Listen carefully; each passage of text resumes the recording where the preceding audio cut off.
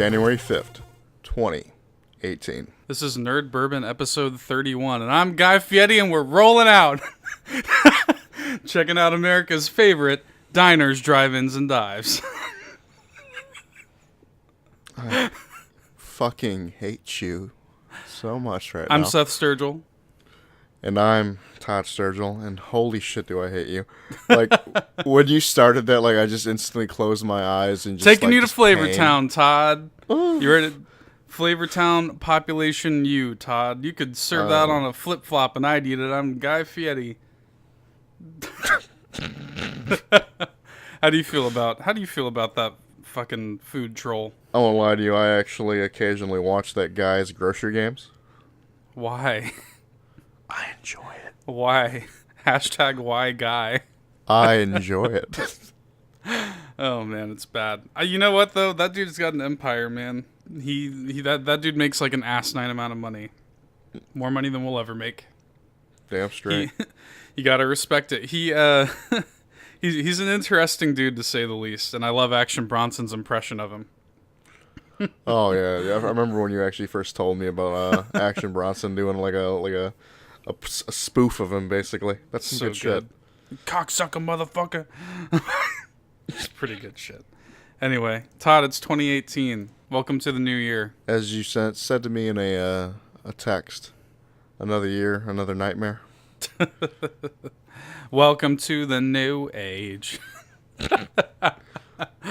We're ringing in a new year of our garbage shit, and we're doing it appropriately. I think we were like talking about celebrating with a drink, but there's nothing worth celebrating this week. I was about to bring that up, and it's just like, one, I just rolled out of bed, and It's like I forgot 3 about o'clock it. in the morning. We fucking Yeah.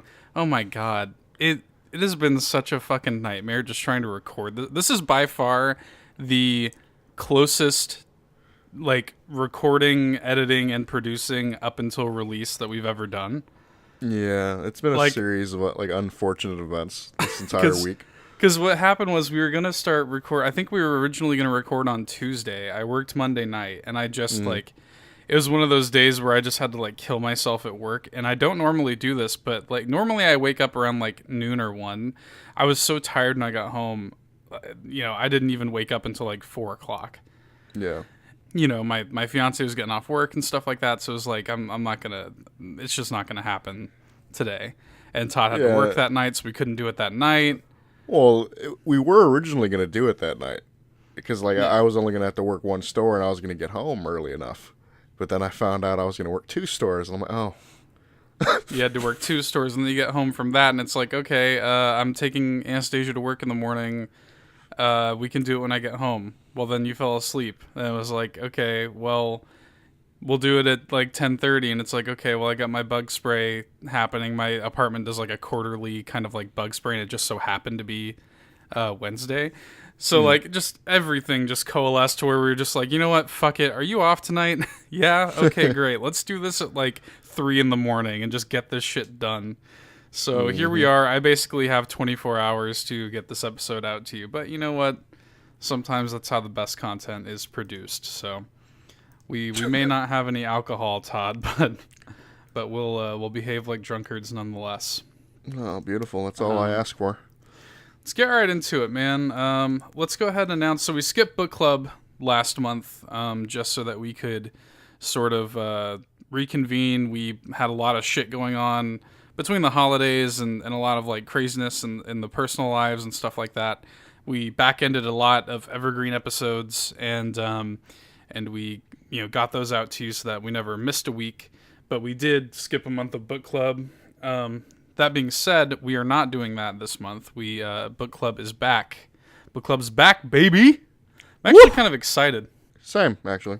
It's going to be kind of nice to get back into book club. But so this month's book is going to be Significant Zero: Heroes, Villains, and the Fight for Art and Soul in Video Games by Walt Williams, who I read was the writer of Spec Ops: The Line.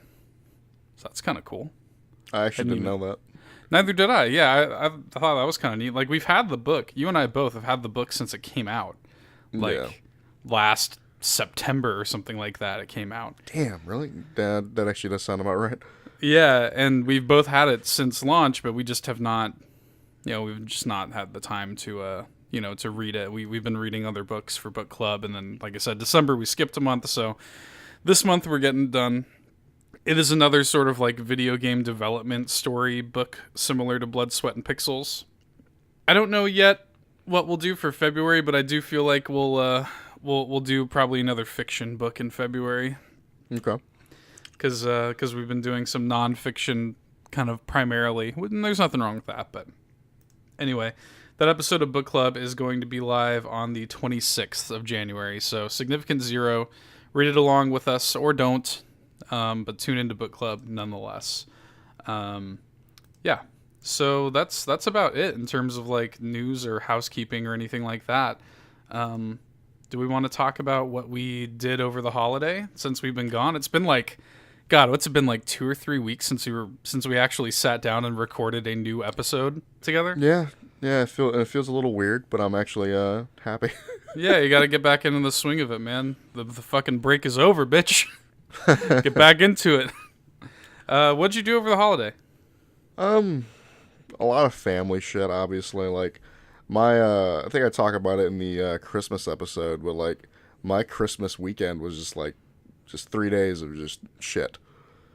Like, the 23rd to the 25th, I was just at other people's houses, just bored out of my mind. Literally sleeping. Oh, it was the way to pass the time. Like, and I think we talked about it. It's just like, it's a win-win situation for me. Because I look like I'm just a hardworking man. Yeah, everybody looks at you passed out on the couch and just like, oh man, Todd's just been working so hard. Look at him; he can't even enjoy Christmas with the family. He's just sleeping on the couch, wasting away. In all reality, I'm a piece of shit. But like, yeah, it was actually not a bad time. I actually had a lot of fun hanging out with family that I do not see very often. Like. Was the 23rd, we did the gingerbread houses. It was amusing to me because I'm just sitting there sleeping on the couch, but I'm overhearing all the shit. Is like my sister and my mom were working together, and their house collapses. Oh god! Oh, they're just straight collapses. I don't know why my mind went to the actual like house that you were in collapsing. I was like, what the fuck? We wouldn't be recording this episode right now. I was like, "Excuse me." Their little gingerbread house actually ended up collapsing, and what if that was sister... like what if the gingerbread house was sort of a voodoo house that that has cursed the house that it was built in to collapse in the same way? Oh, that would be awful. And then I had to sit there and suffer through my uncles and your dad's dogs, basically. These two little shits. There's a gold lining later on, but way later on, like a week later. A gold lining as opposed to a silver lining, eh? Yes, a gold lining because it's better. It was a sweet little moment. But it was a good time. Like overall, like we were just sitting there chilling on like the 23rd, and then the 24th came. I was over at my Uncle Ronnie's, my mother's brother, and I'm gonna be completely honest. I haven't enjoyed Christmas Eve in a long time. Yeah, I actually had a little bit of fun. I didn't drink. The only thing I drank, I'm lying. I did have a drink, one drink. It was this, I think I told you about it. It was this, like, Kerrygold Irish cream. Yes. I did buy myself a bottle of that. Yeah, I made a joke to you, because when you were, when we were talking about the show notes for this episode and everything, you're like, I feel like we should ring in the new year with a drink. And I'm like, holy shit, Todd. You gotta slow it down, bro. I have been drinking a little more from the holidays. I've been drinking like at least a glass a day. You have a holiday drink and you turn into a fucking alcoholic on me, where you're like, oh, let's fucking. The drink started before the holidays, though. It's gonna turn into let's just get drunk every episode. Yeah. And from there, it's just gonna be a downward drunk podcast. It's gonna be a downward spiral. I'll just stay drunk. Yeah, that's the best way to beat a hangover. Wind up. Yeah, I guess that's true. Wind up giving hand jobs on the street for bottles of Maker's Whew. Mark. And then Christmas Day was just, I mean, again, like Christmas for me is just like I basically, for my family, they wanted to get me some stuff. I legit hand-picked it. For like, it was stuff I couldn't see myself spending money on, but I'll let them spend money on it. That's sort of what you have to do when you become an adult, yeah. Yeah, so it's like, it was cool, So what I sort gave of my presents did you receive? my hoodie and my shirt for my Hyperlight Drifter, and it is without a doubt my favorite hoodie. I've been wearing it like all the time now. Has anybody understood what it's from? I don't think they will, and I'm cool with that because it's got like. Have I showed it to you? Yeah, I've seen it. It's on Fangamer, it's got some really good designs on it. I love the art of Hyperlight Drifter. I love that shit. And honestly, I'm probably gonna pick up the shirt that was out of stock soon, and have like all Hyperlight Drifters off of Fangamer basically. But yeah, Christmas was Christmas. It was obviously we had like the good food, like the typical like ham, mashed potatoes. I'm gonna be real though. I'm gonna talk about this. I've realized I do not like the mashed potatoes that my grandfather and his wife make. Oh Lord, bring it on. What's wrong with them? Bruh, I think they make it with sour cream. That's a common thing. I'm not feeling it. Like, I think they've always done it, but it hasn't bothered me until like this year. And I'm eating it. I'm like, oh, I don't like this.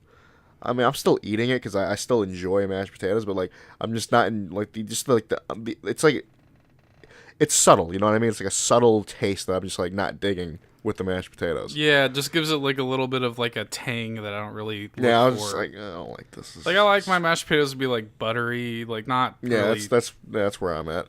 Yeah. It was just overall like just a kind of a weak thing for me, and I was just like, this is bullshit. But other than that, and it's like I think I talk about it in like the Christmas episode. Is like they always like doing these games and shit. Yeah. And I just get forced into it. I'm just sitting there. How did you perform in the gaming arena? Oh, I didn't perform at all. I was just sitting there, like I'm just like they're like doing the sock game where they're just like it's basically White Elephant, and I'm like just sitting there. I'm just like just pick one. I don't give a shit. For some reason, I knew what you meant because you described this on the Christmas episode. Yeah. But for some reason, when you said the sock game, I just imagined like.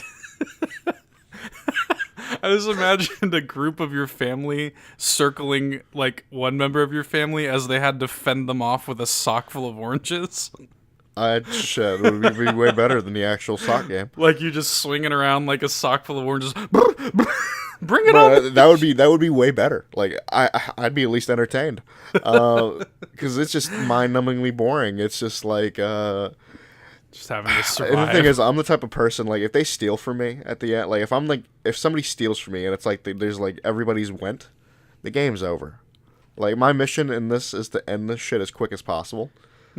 Like, I'm that piece of shit. Like, the moment you steal from me, like, I'm grabbing the next gift. Like, this shit's ending. Because, the moment that all the gifts are, like, picked, it's gone. It's done with.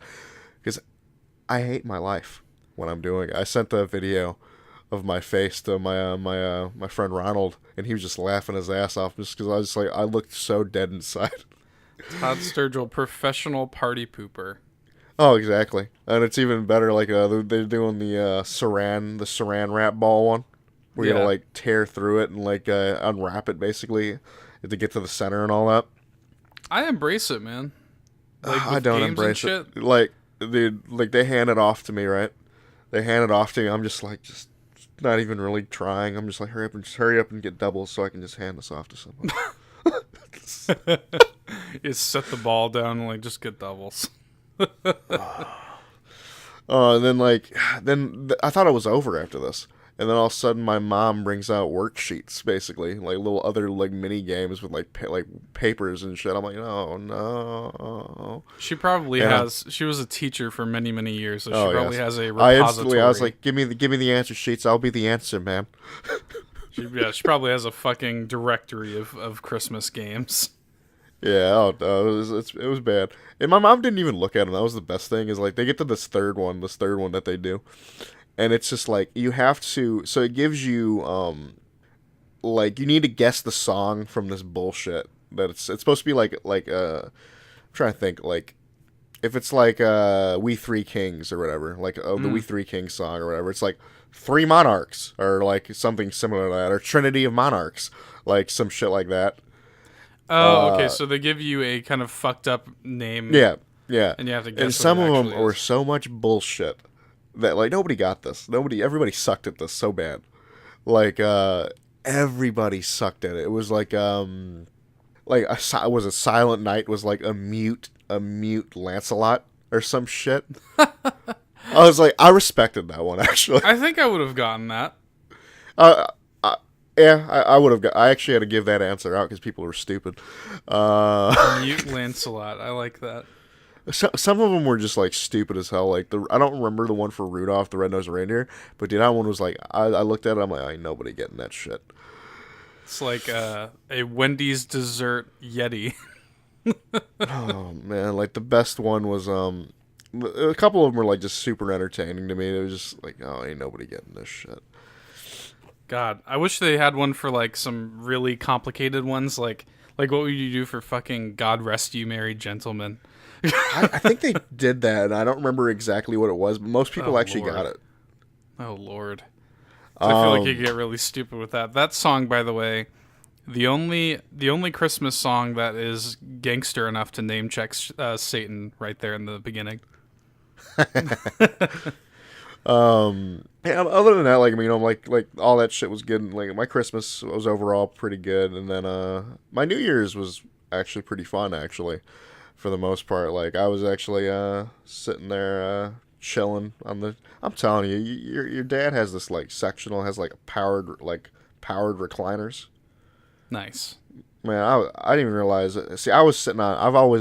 On Christmas Eve, and on like the 23rd, I was sitting on the unpowered recliner. There's 3 recliners in this damn sectional. That's beautiful. 2 of them are powered. My dad had one, but your dad had the other, and I was sitting on the shit one. Now, I realized that the other one, the one at the end, was a powered one, and I'm like, it was a life-changing experience. It was like the first time I actually was sitting in a theater that had powered recliners. Yeah. That shit's a life-changing experience. It's eye-opening. Like I remember my first reaction to it was like we're sitting there about to see Mad Max for the first time, and they're like, the controls are on the side. I'm like, controls? What the fuck are you talking about? Sitting there ascending into heaven, basically. You were just ascending into heaven. You're like, oh my god. So like Christmas, I mean on New Year's Eve, it was just like a lot of snacks and actually homemade tamales from. Nothing wrong with that. And sadly, they are done now. Oh, they're gone now? Yeah, the ones that we took home, they're gone. They were delicious. The only time I get good tamales is when we have a huge tamale festival that happens in Louisiana. Okay. That's the only time I get tamales. These were like completely homemade. Like they actually did everything from scratch. That's amazing.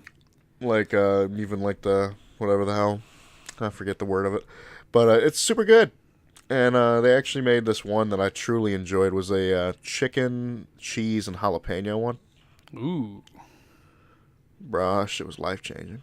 I used to love going to her, like, family reunions and stuff like that with her. Because, man, like, they would just have the most authentic, amazing, like, Mexican food at her family reunions. Of course, man. Oh. And it was, like, just a night of, like, eating, like, basically Mexican food. That's basically what I was doing, eating Mexican food and just chilling. Does your family do the like the ham and like fucking black-eyed peas and cabbage and shit? What on New Year's Eve? Yeah, have you heard of this? No, that's not that thing we do. Yeah, it's I forget what they stand for. But there is a New Year's tradition, and I think it comes from, like, where my mom's from in New York. I know it's, like, a big Italian thing. Mm-hmm. So it's, like, a symbolic meal that you eat on New Year's. It's, like, ham, greens, like collard greens or cabbage, I think is what my mom normally does, and black-eyed peas. Now that you're saying it, I have heard about that, but we've never actually done it. Like the one thing my family has ever done is my grandfather, my mom's dad will grab the pickled herring bullshit. Okay. Do that shit for like eat one of those for the new year, but they haven't done that in a while. If they ever try to get me to do it, I'll slap the shit out of them. I don't know what the I don't know what the ham is supposed to represent, but I think the black-eyed peas the black-eyed peas and the greens are supposed to represent health and wealth, basically. Okay.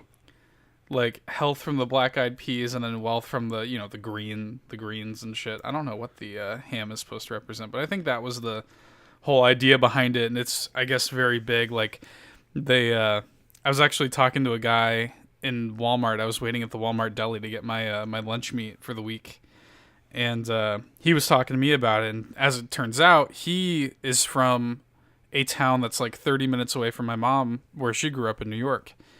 And he was like, "Oh yeah, it's like huge in New York and blah blah blah." And he was asking me if I was gonna do it this year, and I was like, "It should never worked for me before." I ain't rich. But I used to hate it, like, because I hated, like, basically everything. I would eat the ham, but that was about it. You're already not a bean guy. I don't like beans. I don't like peas. I don't like cabbage. So, like, it's things. The thing with cabbage, is it just like overall you don't like cabbage, or does it need to be prepared a certain way? I'll eat raw cabbage. Okay. But overall, I just totally avoid cabbage. Like, I like lettuce. Like I said, a raw cabbage is fine, but I don't like a boiled cabbage. I'm gonna be real. I don't like iceberg lettuce. I'm fine with it. Like, I like when I go for lettuce, I go for romaine. Yeah, I mean, I prefer romaine, but, I'm fine with iceberg. Cabbage is just not my thing, especially not boiled like that. I can respect that. Don't like it. Again, I always give you shit for not liking certain things. Like whenever you have a Reuben, like you don't even have a real Reuben. We were just talking about that the other day because Anastasia is working on a image for a secret project that we've been trying to get off the ground for months now. Yeah. She's been working on this image because Anastasia, for those that don't know, I think I've said it on the podcast before. She, my fiance, is the one that does all of the art for us, all of the pixel art for our logo and our banner and book club and everything. All of that is done by her. So, and she, is very busy, has a full-time job, running a store. So she's really busy and stuff like that, so it's kind of hard for her to find the time to make pixel art. Pixel art is very laborious, and the image for this secret project is probably the most laborious image that I've tasked her with so far, but she's actually pretty close to being done with it. And anyway, one of the... so the project, I think it's safe to say, we're not going to announce it until it's ready to go, but it is food related. And... the image requires her to do a lot of pixel art of food. And one of the foods that she was making for the image was a sandwich. And she was originally going for a Reuben sandwich. Mm-hmm. And so we got to talking about it, about what comes on a Reuben and shit. And yeah, I of course had to bring up how everybody gives me shit because I don't put sauerkraut on my Reuben. Because sauerkraut's gross and nasty. That's a matter of opinion. Of course it's a matter of a fucking opinion. Do I gotta say in my opinion before every sentence? Yes, no, I'm just playing. No, again, I don't blame anybody for not liking sauerkraut. I do jokingly talk shit to you. It's gross, dude. If you truly think about what the hell sauerkraut is, it is nasty, but I just love it. It's pickled rotten cabbage. I know. Is what sauerkraut is. I love it. It's fermented and nasty. The only fermented anything, pickles are fine. The pickled things are not my issue. It's when something is fermented in the way that sauerkraut is. The only thing that is fermented that I like that is miso. Okay. Like miso paste and stuff, because that's made from fermented bean. I like the taste of miso. I like that kind of funky taste that you get in authentic ramen and stuff like that. But other than that, no. Disgusting. Yeah, just I guess I'll just kind of go through my holiday stuff real quick because one thing that was actually kind of nice with my holiday is I had Christmas night. I was working Christmas Eve, but the actual Christmas night I happened to be off, that's the first time that's happened to me in years. That's some real shit, dude. I've never worked. I've never not worked on the night of Christmas. So no, dude, same. Like I've been working. I've always worked on like the fucking holidays. It's just with this new job, I actually get holidays off. yeah, like so it was actually kind of nice because I told my fiance, I was like, look, I'm not going to make any promises. I don't want to get your hopes up too high, but if I happen to get the holidays off, I would like to, make us kind of a mini feast. I've never done anything like that before. I've never cooked a holiday meal before. And I think I mentioned this on the Christmas episode. So as it turned out, I did get Christmas night off and I did make us a little feast. And what I made was I got a spiral sliced ham and kind of did like a honey glaze over it, and had that. It was like a hickory smoked honey glazed ham. I made mashed potatoes. It was actually my first time ever making mashed potatoes, which is a weird thing. Did you make completely homemade, like you actually mashed them yourself and shit? Yeah, totally homemade. Yeah, I'll be real. That's the way I prefer my mashed potatoes over like just like like the instant bullshit. Yeah, that's fucking gross. No, Anastasia. I think it was one of those things where she was joking, but I don't know how much she was actually joking because I was talking about making mashed potatoes and she goes, I got a box of instant mashed potatoes somewhere. And I was like, oh no, that's not happening. I've never made them before, but even I know that's fucking nasty. And they're actually extremely easy to make. What I underestimated though is that they take forever. Yeah. It takes, especially if you're making a lot of them. So we got these enormous russet potatoes, and we thought, I didn't know how many to get. Anastasia was like, oh, one potato per person is usually pretty good. And I was like, that can't be right because I like... That sounds like a whole lot of bullshit. That sounds like skinny person logic to me. Like, I felt pretty confident that I was going to eat like 2 potatoes worth. But no, I think put 4 potatoes in it. And I'm telling you, God, between the leftovers and everything, it probably made like 8 to 10 helpings of potatoes. Like, just 4 big russet potatoes, and they were big potatoes. 4 of them made I could have fed my entire family with the amount of potatoes it made. I mean, it was ridiculous. And I literally just, like, went, we totally threw, like, health concerns out the window. Like, my potatoes had, like, a fucking stick and a half of butter in it, Ooh. Like, because that's the thing is, like, once essentially the whole process is you need to peel and quarter and wash the actual potatoes, and then you just boil them. But they take like, between 20 and 30 minutes to get soft, Mm-hmm. And then you take, I literally have an old school like hand masher and mash them all up with literally a stick of butter and a little dash of milk. And from there I just did salt, pepper, and garlic. And that was it. It was delicious. No sour cream involved. That's the only way mashed potatoes should be, without sour cream. Yeah, I just wanted it really, really simple. Like a little bit of garlic, I thought really complemented everything else. I'm also Italian, so I put garlic in fucking everything. Sweet boy, I have a love affair with garlic. Oh, so do I. I'm a fucking fat, greasy wop. I fucking put garlic in everything. No, I did that. I did some roasted carrots that my mom did for Thanksgiving, and I fell in love with them. Essentially, all it is you take some baby carrots, you put them in a Ziploc bag with some melted butter, salt, pepper, and Parmesan cheese, and then you roast them in the oven for 15 minutes or so, and they're just fantastic. And I love carrots, so had that. What else do we have? I felt like there was one more thing that I'm forgetting about. Oh, I made some yeast rolls too. Okay. So it was just a nice little spread, Okay. It was a nice little spread to have for us. And then for the next day, we had Christmas at my parents' house, and I made a macaroni and cheese recipe. I've never made mac and cheese before. It was a lot of like first time experiences for me. I've gotten really into cooking ever since we kind of moved out into this apartment. So I've been cooking for a little over a year now, and I think I'm pretty good at it. I've gotten pretty good at it anyway. I really enjoy doing it. But I made this mac and cheese, but like it required me to learn how to make a roux for the first time. Do you know what a roux is? I know what it is. I think I know what it is, but it's because I used to watch a lot of the Food Network. Yeah, so it's a been roux. A while, so enlighten me.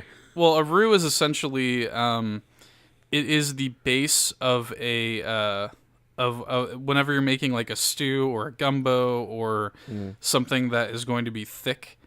You typically start with a roux, which is a combination of flour and usually like butter.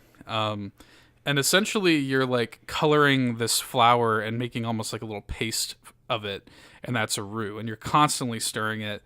And I cooked it off with like onions and bacon, and I'm making this roux. And you have to be very, very careful because a roux is very like easy to fuck up. And I was really intimidated by the concept of making my first roux, but it turned out well. It was a bacon mac and cheese, and with like shell pasta and like 3 different kinds of cheeses. It turned out really well. Something I didn't ask you. What cheeses did you go for? So the original recipe went for some like fancy Italian like stinky cheeses, you know. Of course. It had the whole recipe had a kind of like Italian tinge to it, so it wanted like Asiago and like Fontina cheese and stuff, like all this like weird shit. I did get Asiago, but I couldn't find some of the other fancier cheeses in any of my local delis. So what I went with was this smoked white cheddar, because I thought it would complement the bacon really well. Because a lot of bacon was used in the recipe, and I used a chipotle pepper Colby Jack cheese that I found. Oh, dude, this sounds incredible to me right now. It was really good. Everybody was really happy with it, and it was topped with this breadcrumb topping that I made. It was basically Italian breadcrumbs, parsley, butter, and bacon bits that I kind of mixed together and made this topping with. So very bacony, very smoky, very spicy kind of mac and cheese. Turned out really well. Everybody loved it. How much did you make? I made a huge pan just full of it. And the way you're describing to me like the ingredients, because I know you made the mac and cheese, but I didn't know exactly what you'd put into it. Yeah, I'm telling you, I would kill your entire batch right there. It was huge. I made a huge pan full of it. I'd kill it. Brought it over to my mom's, and we just baked it there and stuff, and it turned out really well. And it was really nice to like to sort of like I guess spread my culinary wings a little bit, and a lot of first experiences, and I was very kind of worn out by the end of it. I was like, all right, I ain't cooking for a few days.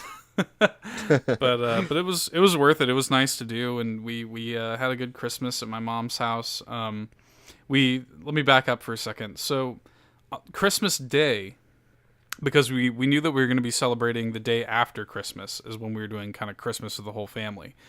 Christmas Day, though, when I made the feast for my fiance and I, it was just going to be us at the house. What we have sort of done as our yearly tradition is we give each other a $200 budget to buy presents for each other. The $200 needs to include any stocking stuffers, anything that you're putting under the tree, basically anything that you are giving the other person for Christmas, period, is included in your $200 budget. You can get as much or as little as you want as long as you don't go over budget.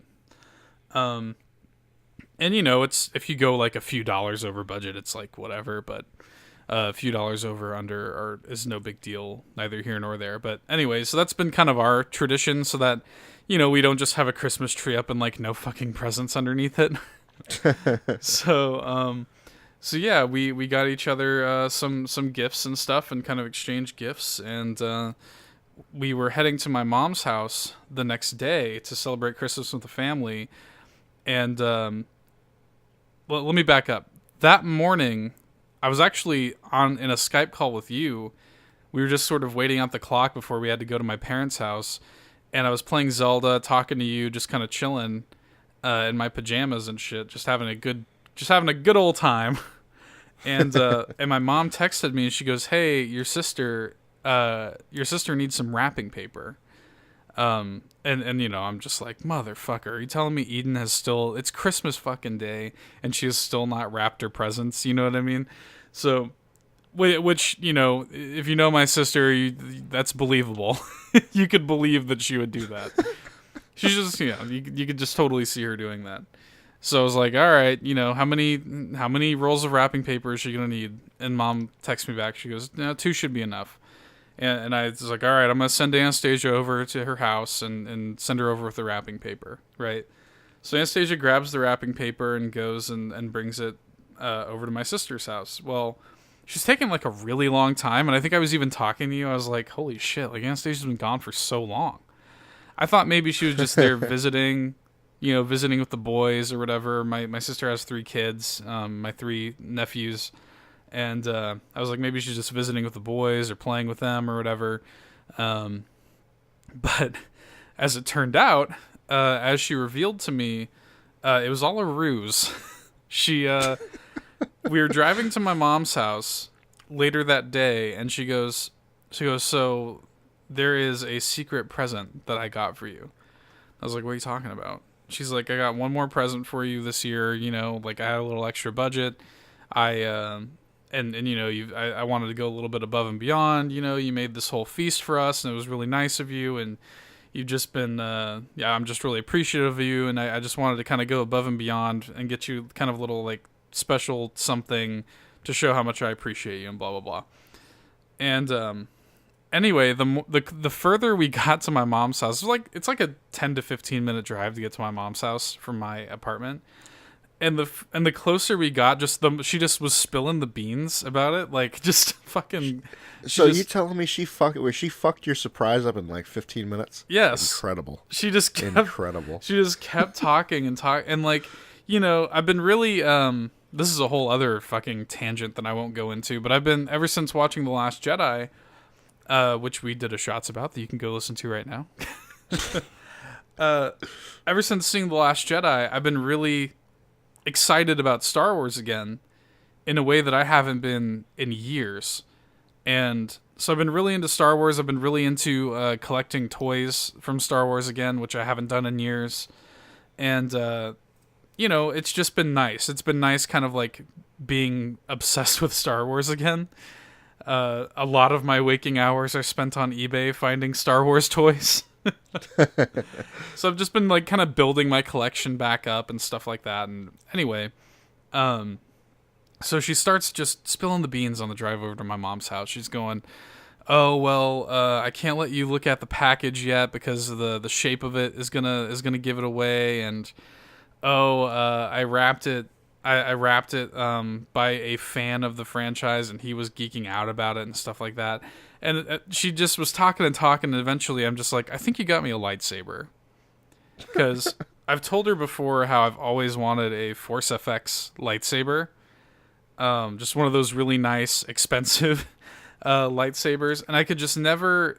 It's not that they're like ridiculously expensive. I could just never justify spending $150 to $200 on a lightsaber.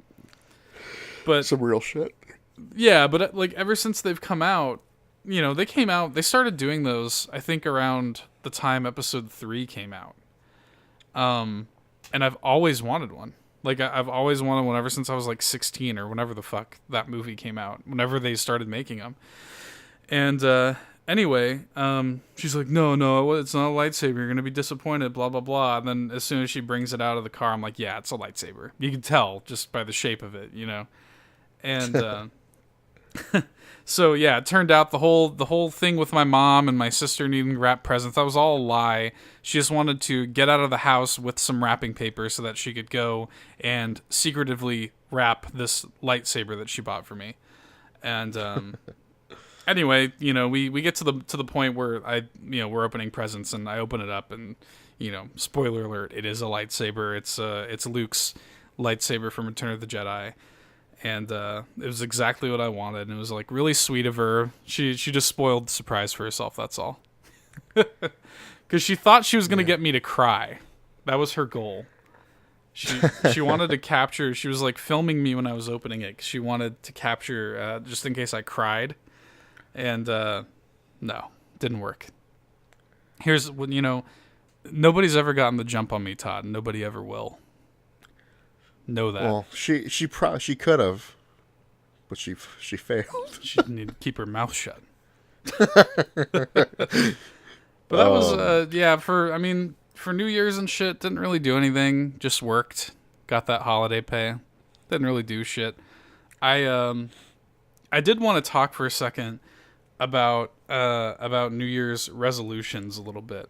How do you believe in this? Not really, but I have attempted. I have attempted before. Have you? Yeah. And just never worked out? You always fall off like a couple months in. Yeah, like I wouldn't say that I believe in New Year's resolutions, but I think this year I do definitely have goals, just because I'm getting married this year. I'm getting married a little over 10 months, or no, a little over 9 months from now. I'm getting married, and I want to lose weight for the wedding, and there's just some things that like they aren't necessarily New Year's resolutions, but they are things that I just want to be better about. Like I have a case of Pepsi. I have like a 12-pack of Pepsi in my fridge right now. I usually keep some soda around because I primarily drink water. I don't drink very much soda at all. Like I get a pack of Pepsi like once a month, basically, and it lasts me basically the whole month. But every now and then you just want like something with a little flavor. So I would drink soda in those odd times, usually with dinner. But I'm going to cut out soda altogether. For sure. I respect that. Nah, you know how I feel about it. I can't. Yeah, I'm just gonna cut it I out. can, but it's gonna be way harder for me because you have other ways to get caffeine. The thing is, I don't like any other source of caffeine. Yeah, like if I want caffeine isn't even really it. It's just the flavor that I want. Oh no, it's the caffeine for me. See, caffeine is fine in times of need for me, but for that I have coffee. I know you don't like coffee, but I hate the shit out of it. I hate it. Yeah, but like I want to cut out soda altogether because soda it's profoundly bad for you. Oh, dude, without a doubt. Like so bad. I'm sitting there like since you've been I don't again we're both chubby boys. I wouldn't mind losing weight because here's the deal. I don't know if you know this, but I've definitely gained some weight since I've been working at this new job because it's not as strenuous as my old job. Yeah. So I need to actually start doing a little extra. I am at my adult largest. The thing about me is I've always been, like my weight has fluctuated. Like my weight fluctuated in the early stages of my life. Like up until I was probably like, I would say I was really thin probably up until I was like 13. And then I started going kind of back and forth, like chubby, really skinny, chubby, really skinny. And then like what fucked me up is when I started working, I started to ruin my metabolism because I would only eat once a day. And I've done that since I was 18, basically. Mm-hmm. I have fucked my metabolism for essentially the past 10 years of my life. And, I'm not losing weight because I can't. Like, my metabolism is so fucked up. I can't drop any of the weight that I'm gaining.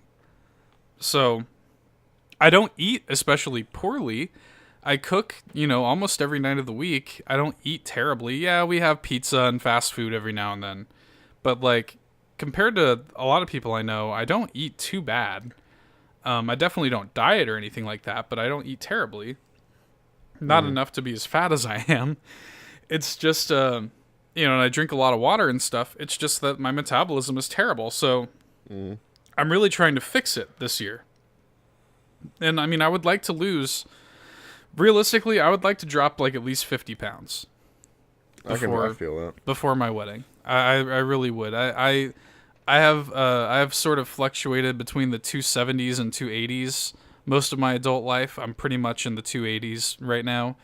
I would you basically want to get to my. You basically want to kind of get to my current weight. I want to get to the low 200s. I don't think I'm ever going to be below 200 just because of my musculature and my body type. Because I have actually really muscular arms and legs.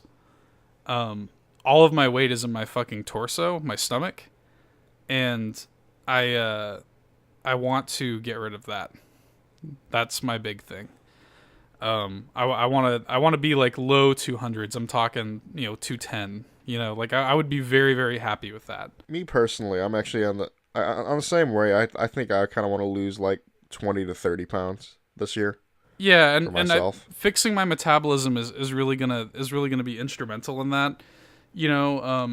I don't really need to be below 200 because I'm like kind of taller and stuff. I'm not like tall, but I'm like I'm above average height, and I just want to lose the stomach and I want to look good on my wedding day. So to do that, I'm gonna eat better. Like I do want to significantly like decrease my dairy and red meat intake, kind of like have more significant proteins that are not just fucking like beef. Like I want to eat more chicken. Eat more chicken? Yeah, exactly. Yeah. That sweet Chick-fil-A motto, eat more chicken. I want more chicken in my diet, less red meat in my diet. But really I just need to eat more. Like ever since Christmas, I've been forcing myself to eat because I just, when your metabolism's fucked up, you're just not hungry to eat 3 meals a day. And it's just not healthy. I mean, it's just a vicious cycle of just getting fat and not being able to lose any of the weight you're gaining. So, yeah, I'm trying to eat more, and I've already felt so much better because if I, when I wake up and, basically my cycle would be I work overnight, I get home, I don't feel like cooking anything, but now what I do if I don't feel like cooking is I just eat a fucking banana. Or like a little bowl of carrots or something, There you go. Something, and then when I wake up, I'll make a sandwich, and then I'll have like a nice big dinner and stuff like that. And I need to force myself to eat more so that I can fix my metabolism. And just in the past week or so that I've been doing it, I've already dropped about 5 pounds. So nice, man. That's just in a week. So I'm trying to get right, trying to get healthier. Anastasia and I are talking about opening up a joint gym membership. And maybe going to work out like 2 or 3 times a week. We just want to look good on our wedding day, and we want to live healthier lives. I want to go down a couple shirt sizes. I also just I want to. I have a lot of friends that have either like moved away or have like otherwise fell out of touch and stuff like that. That I just kind of want to be a better friend to them, like Provost or like Jacob. We've talked about both of them on this podcast. Like you hit me right in the heart there. I was actually thinking about something like that recently. Yeah, because I do kind of want to actually. Well, I think we've talked about him as well. My buddy Tyler. I haven't talked to him like in a long time now. Yeah, my approach to I guess friendships with people that have moved away is like, oh, if you want to talk to me, I'm here, but you have to open the door. And I'm like, well, the door does swing both ways, That's true. I could be the one to open the door too, and I could at least make the effort to be a better friend in 2018. And I'm gonna try that. We're gonna see. It's hard because everybody, you move away and you get older and everybody's busy and everybody's got their own shit going on. But I just would like to try to make more time to be a better friend because honestly, and I've always said this, like the only reason you and I talk so much is because our work schedules collide really well and we're really good friends and we do a podcast together and stuff like that. But, like you're really the only friend that I talk to consistently. Yeah. Just on some real shit. Like the only other person I talk to on like, it's not even as consistent as you, but like is my buddy Ronald. That's about it.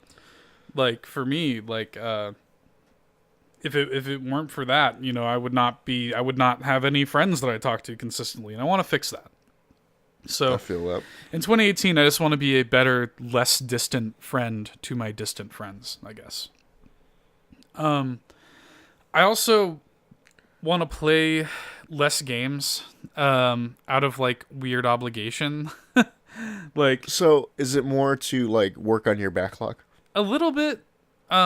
As you know, and I've said this on this podcast before, I've been buying less and less games. But like, as the years have gone on, I've been buying less and less games, especially at launch. But I want to play less games out of like a weird, I guess. There's this sort of mentality that I had, I guess, growing up, where I was like, you know, like I a new game in Series X that I like is coming out. I should definitely buy that on day one and play that. And I don't think I'm gonna be doing that anymore, with rare exception. I think the only series that I ever did that with was Dark Souls. I'll give you a perfect example, right? So, South Park came out last year, Fractured Butthole, right? And Also, I'm happy I didn't buy that, by the way. like, yeah, I picked it up, and it's good. I enjoy it, but the whole time I'm playing it, I'm like, I did not need to get this for $60. Like, Did some real shit. I don't like it. I did not need to buy this, you know. And they're just like so many games I can point to. Like, even like, I know you really like Assassin's Creed and stuff, but even that, I'm like, I don't know. Yeah. I don't know that I needed to buy this at all. You know, like, I'm playing it, like, I would like dabble in it and stuff like that, and I would have like a fine time. But I'm just like, you know, like video games should not feel like a chore. If I'm not instantly enjoying it, why am I playing it? Mm-hmm. You know. I can respect that. Like, if something's not grabbing you, it's not grabbing you. Yeah, I mean, you know, and just it's been like that for me for the past few weeks, where, and we'll talk about, this is gonna be a long episode, longer than I thought it would be. Oh yeah, the thing is, I still have some New Year's shit to talk about. Yeah, so you know, fuck it, we're going long this episode. I don't care. And you know, like, I want to play less games out of that like weird sense of obligation. I want to like just play games for fun. That's what they're supposed to be. You know what I mean? Like you know, and we'll talk about this later, but like, the main game I've been playing over the past like a month is just Zelda. I just turn on Breath of the Wild and collect Koroks. You know what I mean? It's actually been my main game as well for the past like 3 weeks. And you know, like, I tried to dabble in Assassin's Creed. It's just not grabbing me. You know, Call of Duty, it's good and whatever, it's not grabbing me. Nier, not grabbing me. Like, nothing is really grabbing me in the way that I really want it to. There's a game that I just started playing tonight, and I was kind of worried about myself for a little bit. I was like, am I in a slump? Am I just in like a funk or something like that, where I just don't want to play any games at all? And I'm like, no, because I'm enjoying Breath of the Wild, just turning on and fucking around. And then this other game that I played literally tonight, and I'll get into it later, I'm like, this is fucking dope. Like, I love this. And no, video games are still awesome. It's just that I need to pick and choose how I spend my time a little bit better. Mm-hmm. And I need to not play games out of obligation. I need to play just fun games. You know what I mean? And that's kind of a hard row to hoe for me. Like, because, you know, growing up, I was always sort of like, you know, I would play games out of obligation. But, you know, now it's like, I can count on my one hand the amount of games that I'm honestly probably going to buy on day one, you know, that I know about this year. So I'm sure there's going to be plenty more, but, you know, like, I'm not going to be playing games just to play them anymore. Mm-hmm. I'm going to be playing the games I really, really want to play, and then, you know, that might free me up for more time to do other shit. There you go. Anyway, that's really it for my, I guess, goals or changes, my hashtag New Year, New Me bullshit. Let Todd here. We'll wind this shit back to New Year's. So, before, what was I for the New Year's shit? Just tamales, basically. Oh, I didn't realize you weren't done. I'm sorry. Oh no, I wasn't done. My bad. I am gonna have to skip along, and I just want to get to the good moment with this dog at the end. Oh, right. I forgot that you'd mentioned that. My bad. Yeah, it's also my Lord's work. I didn't mean to go on like a 30-minute tangent. Oh no, it's fine. It's fine. Now, this is what Nerd Bourbon is. It's just us having a conversation. Now, the one thing I did do is so my little cousins Andrew and Devin they've basically like they your dad and Eloisa have been kind of strict about them playing video games for the longest, like for the longest, and they just recently kind of gave into it. Like I actually sold them my Xbox One. They don't play that as much. They're more primarily PC gaming, in which I mean they're playing on potatoes though. Really? Because they seem to be like, I mean, they seem to be playing pretty graphically intensive games. Yeah, the frame rates are bad. Oh Lord, like real bad. It's real bad. They're just okay with it though, because they're just happy to be playing okay with it. They're fine. Like, actually, like, because I have a fucking Alienware. Like it's like 4 years old, but it's still decent. It can run shit for the most part. And I actually brought it, and your dad's like, ooh. He's like, I like the way this looks, type shit. He's like, hey Andrew, you want one of these type shit? No, yeah, you're gonna be dropping like fucking $1,500. I legit told him, like, you're gonna be dropping some money for this. Yeah. Because I have the like the 4-year-old like fucking like X13 or whatever the fuck. Like the current X13 is like I had a fully souped up version. The fully souped up version of the new one is like 2,500 or some shit. Yeah, my little laptop is fine for what I need it for. Yeah, that's fine. I'm fine with my shit. But so they're sitting there playing like Minecraft and shit. I'm like, you know what? I'm gonna make them play some decent games. I actually re-downloaded Dark Souls 1, and I had a controller with me because I'll never play Dark Souls 1 with a fucking mouse and keyboard ever. Oh, like God. the later games might play better with the late. I think Dark Souls 3 doesn't play as bad with a mouse and keyboard, but I still always use a controller. And I kind of I set them up. I made like a stupid looking character just to have fun, and I gave the controller to Devin. And dude, this was some of the most entertaining shit of my life. Just to watch him play through the tutorial. Fail. Dude, it was so fucking good. So I make it and I get up to the bonfire in the asylum basically, and I'm like, all right, so yeah, just go ahead. Legit walks to the door. Boss comes in. He's just, what am I doing? Oh, like the asylum demon? Yes. That's funny. Dude, he's sitting there trying to hit it, like he's just hitting and doing no damage. And I'm just like, a part of me is like, Todd, you can just legit watch this for the rest of the night if you wanted to. Help him move on. I'm like, I'm Devin, there's a door on the left side. You got to make it to the door.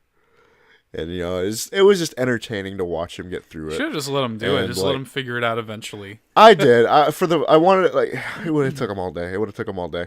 But, like, it was really awesome to see him, like, enjoying it. You know what I mean? Like, he was enjoying, he was dying, and he was, like, he died a little bit. And it was cool to, like, actually watch him kill the boss and shit. Yeah. And it was just a good time. Like, again, I'm spreading the good word. Did he fight it legit, or did he do the plunge thing? I'm gonna lie to you, he missed the plunge. Fair enough. That's Dark Souls in a nutshell, right there. But he actually, dude, the club does a good amount of damage because I told him to pick the class. He went with deprived. Okay.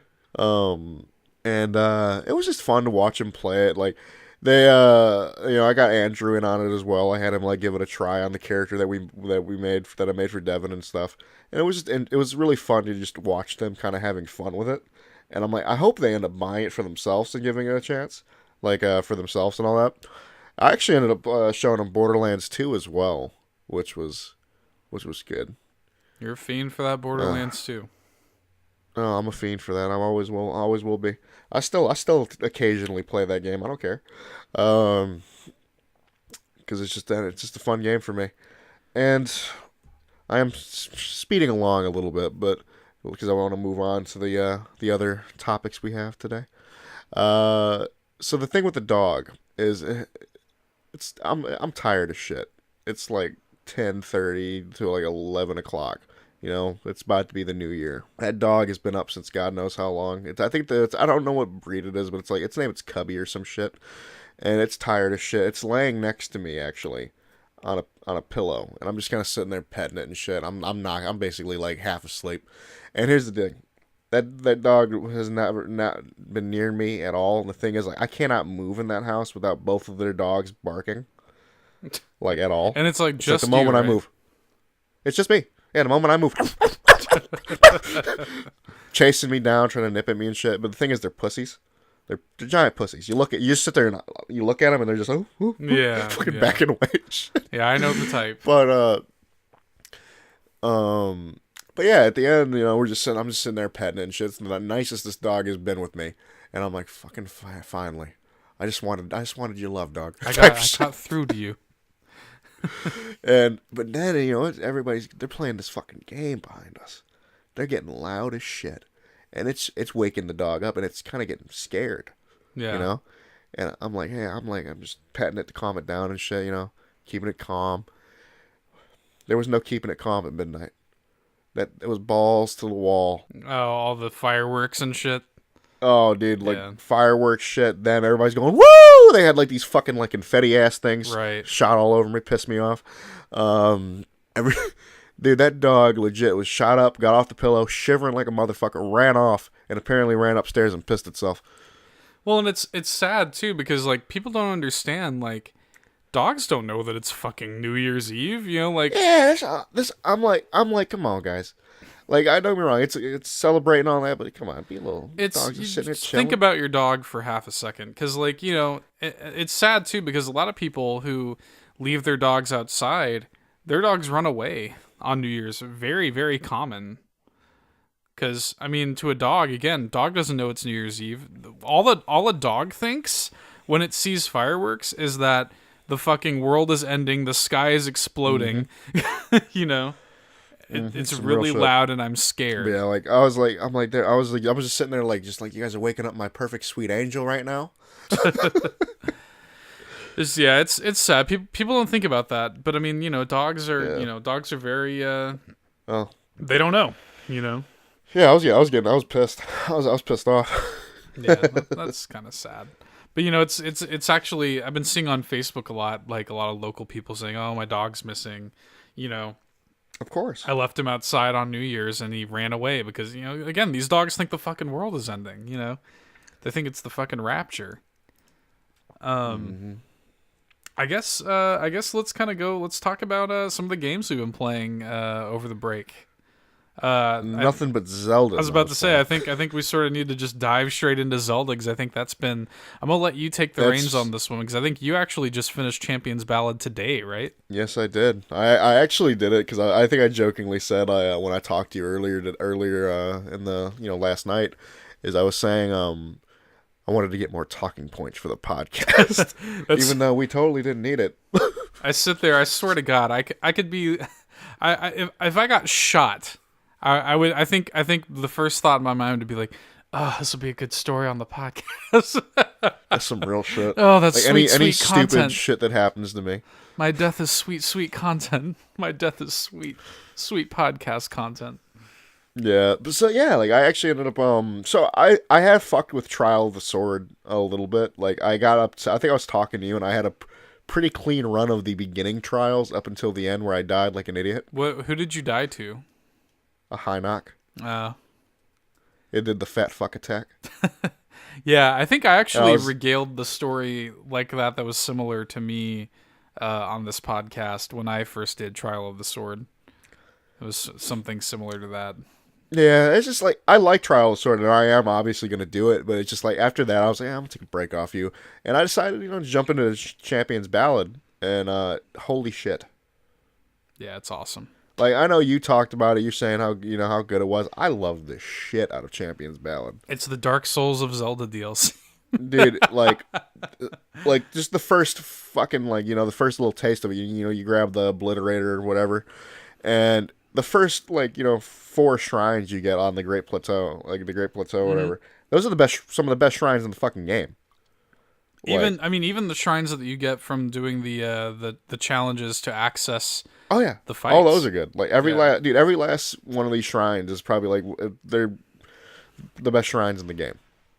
I had a lot of just entertaining moments doing them. The one of the ones on the Great Plateau that stuck with me was just the one where you had to do it in one go. Yeah.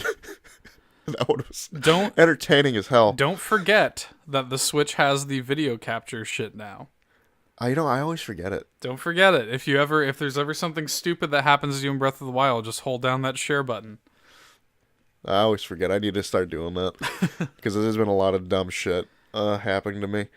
Yeah, it's kind of like I kind of beat it pretty quickly, like Champions Battle. Yeah, there isn't a ton there. Yeah, there's not a lot there, but it's just like everything that is there is really fun and entertaining. It's the grand total of time it took me was, I think, like 6 to 8 hours or something like that. Yeah. Coming into Champions Battle, though, like the one thing I was worried about, because I knew for the most part, like you had to fight like the old the old bosses again, basically, but like with like specific weapons. The one I was worried about the most was the one that you had trouble with, Water Blight Ganon. Did not have issues with that. I shat on it. Yeah, you were like, yeah, you should have used Urbosa's Fury more, and I was like, fuck. Because dude, you I don't blame you. Like I don't blame you because one, you don't use Urbosa's Fury as much as I do, anyways. Yeah, I don't. It doesn't even enter my mind. Like it's not part of my playstyle. It almost didn't enter my mind though. Like I was telling you earlier, like it was just like I thought to myself, I still have this weapon. Oh, I can jump on the fucking thing up under him and do an AOE on his ass. Let's do it. Instantly stuns him. I was beating his ass. It worked out. Like it was just like I basically I one tried basically every boss in there. Yeah. I mean, it's not like it's difficult. It wasn't even like necessarily difficult for me. It was more so just annoying because I had to beat him just at the end just by throwing bombs at him. Well, that's the thing. Like, I think I agreed with like Water Blight Ganon is probably the worst one for it because it's just like the sheer lack of weaponry and it's just like not good weaponry. Yeah, it's shit weapons. It isn't very many weapons, and then the arena also is like hard to navigate because in the second phase it's like all water and shit. Yeah, you basically need to be using like Cryonis and shit. And essentially the second phase for me would be I made a Cryonis block and just like threw bombs. That was basically it. I don't get me wrong. I ended up doing the same thing. Like there was parts of me I'm just like bomb toss. I mean, all the other ones were totally fine and good. Yeah. I had no issue. I had a lot of fun seeing all the new cutscenes. That was some good shit. Really enjoyed every last cutscene. I want to know how you felt about the Divine Beast that you do. I actually liked it. Yeah, I actually think it's probably my favorite one. Yeah, it's like I actually it's simple in my mind, but it's a fun one. Like I had a lot of fun doing it. What I really like about it is I really like how it requires you to it has a lot of moving and interconnected parts that are used throughout every section of the Divine Beast. Like there are some elements of it that you straight up have to like bring out of other rooms. And I like that there's that kind of like central hub area, and there's always a new gauntlet of like enemies to fight when you enter it. Oh, I got so pissed when I walked out and there was a fucking one of the Guardian turrets. Yeah, it was. I hate those bastards. I like that. Like I liked that. I liked that Divine Beast a lot. And then, man, I gotta know how you felt about that boss fight. But here's the deal. I love that shit. Ugh.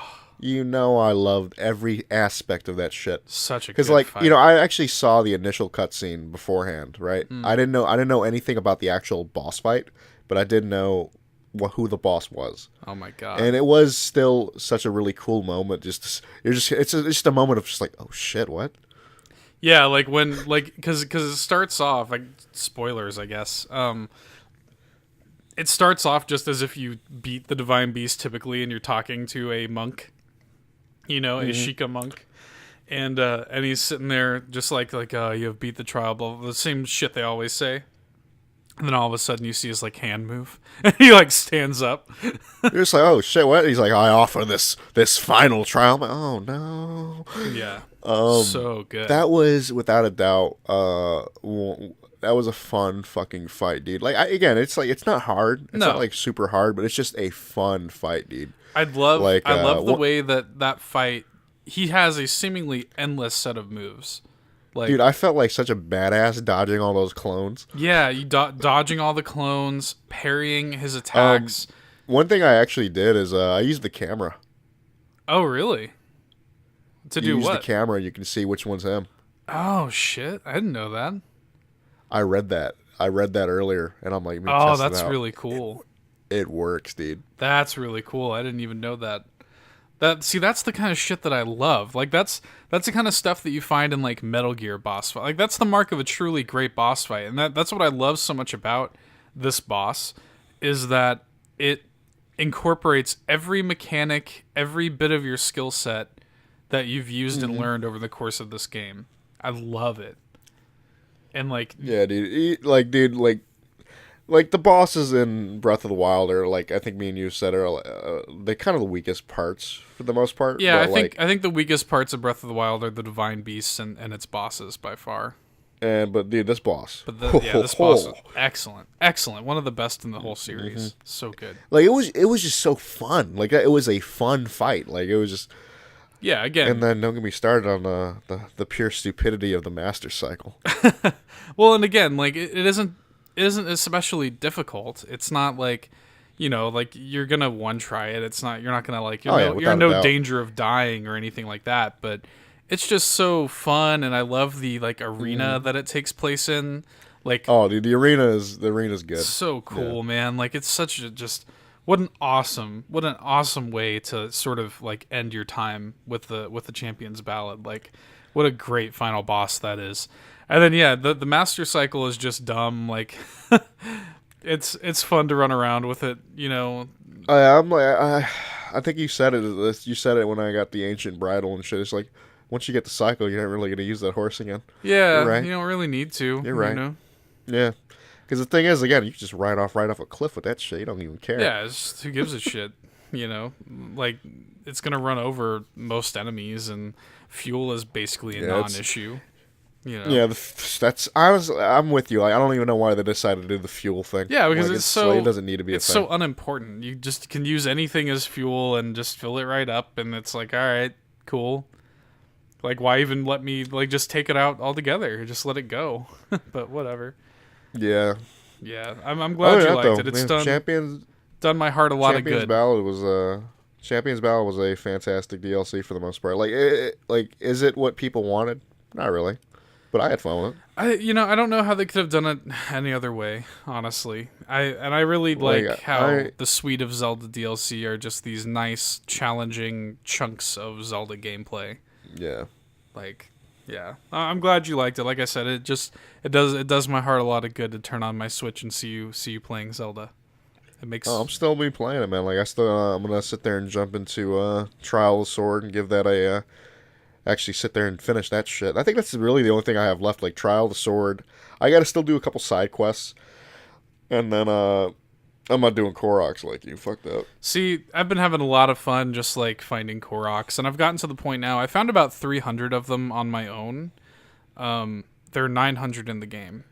So I found a third of them on my own with no guide whatsoever. So that was the point where I was like, you know what? Okay, fine. Like, it got to the point where I was like, I think I'm going to need to consult a guide. So I have an interactive map pulled off that I'm sort of checking through. And I'm almost to the point where I have all of the stash upgrades.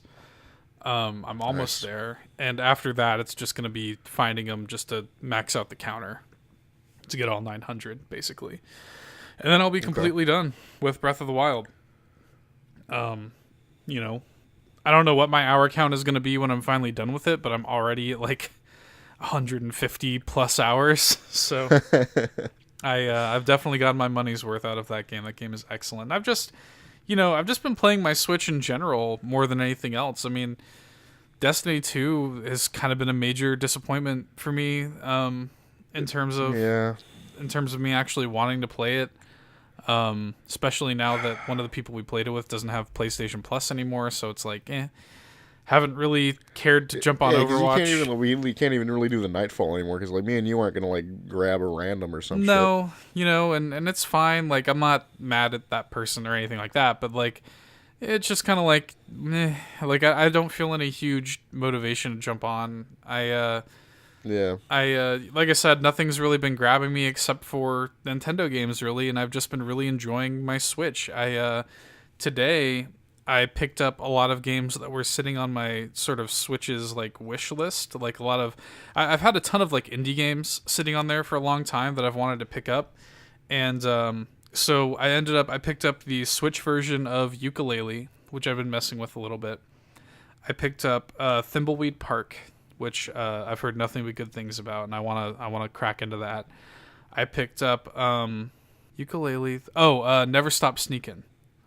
I picked up Never Stop Sneakin', which is the new game from. Have you heard of Dust and Elysian Tale? That fucking furry ass Metroidvania game. Yeah. The designer of that made a new game that is a Switch exclusive. That is an homage to the PS1 Metal Gear game. Like it's kind of an homage to the original Metal Gear Solid. So like everything looks like a chunky, like polygonal PS1 game. I love it. And it's a stealth. It's like a top-down stealth game with this like PS1 kind of graphical style. Looks great. I picked that up. The other game I picked up that I just started playing is the one I alluded to earlier. Is called Gorogoa. Have you heard of this? No. What's the deal with it? So it is a puzzle game. That is about. I'm trying to think of how to describe it. It is a very beautiful hand-drawn puzzle game. That really the main mechanic is interacting with a series of frames that you move to change kind of like things within the frames. That sounds really abstract and weird, and it kind of is. I'll give you an early example. So there will be a frame of this tree. You zoom in on the tree and you see a crow sitting on a branch, right? And your ultimate goal later, so the crow's just there, you don't know what to do with it yet. Later on, you realize that your ultimate goal is to make this apple fall into a basket. So you have to move the frame that has the basket in it underneath the branch that has the apple on it, move that section of the branch next to the crow, and then the crow moves and shakes the apple off of the branch into the basket. So interesting.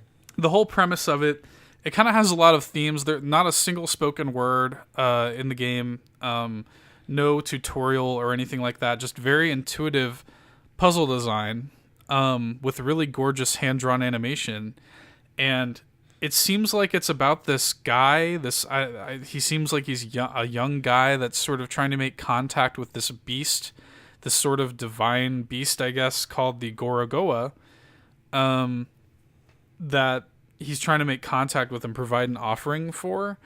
And it sort of has these themes of like war and religion, and there's really pretty music.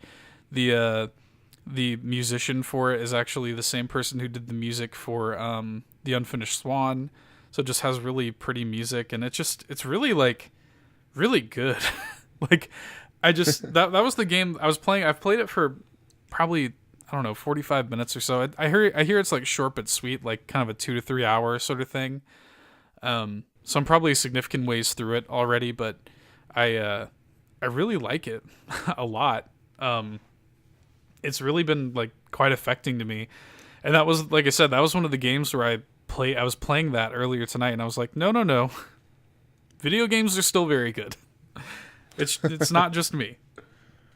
Anyway, I don't know if we really want to talk about too many other games other than Torchlight 2. Yeah, I think that's the only other game that I've really played this in the last. Let's wrap this 3 up weeks. with a little Torchlight 2 discussion. So we picked up Torchlight 2 just kind of on a whim. I just wanted to play. I haven't played a co-op game with you in a long time. Mm-hmm. Other than Destiny, I can't remember the last time it was just a you and I co-op experience. Yeah, I mean, like, we're gonna have a little more coming up, but we definitely are. Like, we're gonna have Monster Hunter is coming out at the end of the month. Which we're definitely going to be playing, and then, Far Cry is at the end of March. But it had been a while since you and I have actually just played a co-op game, just you and I, that is not an MMO or anything like that. So I was just looking, and I kind of wanted it to be on PC, because I kind of wanted a reason to sit and play a PC game. Some real shit. We're normally console gamers, so I was looking at some of the Steam Winter Sale stuff, and I was like, oh wow, Torchlight 2 is like $3, and I was looking at like the online co-op stuff, and I was like, man, like Torchlight 2 is actually a really good game. I wonder if Todd's played it. So I talked to you about it. We ended up both picking it up. Literally, I think it was $2.99, and I mean, it cost nothing. and it's been a lot of fun. We've been playing a good bit of it. It's been a hell of a lot of fun. Yeah, it's just a really good Diablo clone, like with really good art. Some really good. I've said this several times as we're playing it. Like, there's some things that I wish Blizzard would just straight up steal from them. You know, where I'm just like, I enjoy that pet mechanic, being able to like sell your junk without even having to go back to the town. Well, and I love that. The pet mechanic is great for a few reasons, because the pet is adorable and gives your character a little more personality and stuff like that. Like, I have this ferret with goggles, and it's awesome. Bro, I got a fucking bulldog. Yeah, and it's actually a useful attack companion. Like, it actually is useful in battle and has its own gear and everything and its own inventory space. And yeah, you can sort of use it like a pack mule and easily transfer any kind of junk that you have in your inventory to its inventory and send it off to town to sell it, so that you never have to go back to town and deal with it. It's awesome. Brilliant piece of design. And then I also I brought this up too, like how there are just random events that happen in the world that are exploration based. Like, we had an entire side quest pop up just because I just happened to click on this lantern that I found. Yep. And I'm like, man, like, why doesn't Diablo do more stuff like this? Because most of the time in Diablo, like, it's exploration based, I guess, but like, it's more so just I came into this place and it says like new location discovered or new quest discovered. Yeah. It doesn't feel like actual discovery, because like that required me, if I never clicked on that lantern on a whim, we would never have done we would have never done it. You know what I mean? And that's cool. And I really like the art of it, and I really like it still has that really good Diablo procedurally generated dungeons and loot and stuff like that. I really like the way that every skill is useful to every character in a way that is not true in Diablo.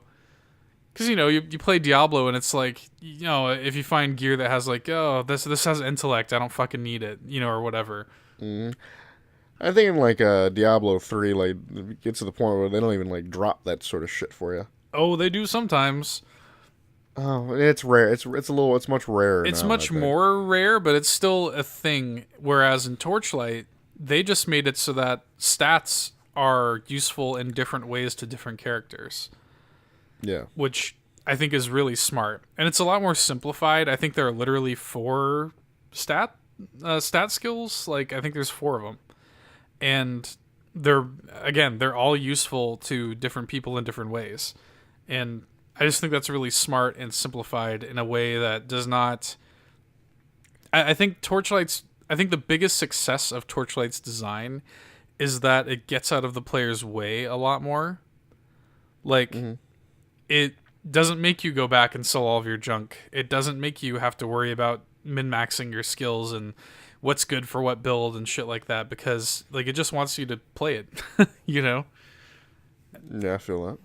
And I think that's really... I'm not saying that it's like better than Diablo. It's not, but it doesn't have the story or the polish that Diablo has, but it has some really good ideas that, like with Diablo 4 or whatever it is, the next Diablo, I kind of hope they steal some of this, like straight up. Yeah, that'd be awesome. It's just been a fun time. I don't know.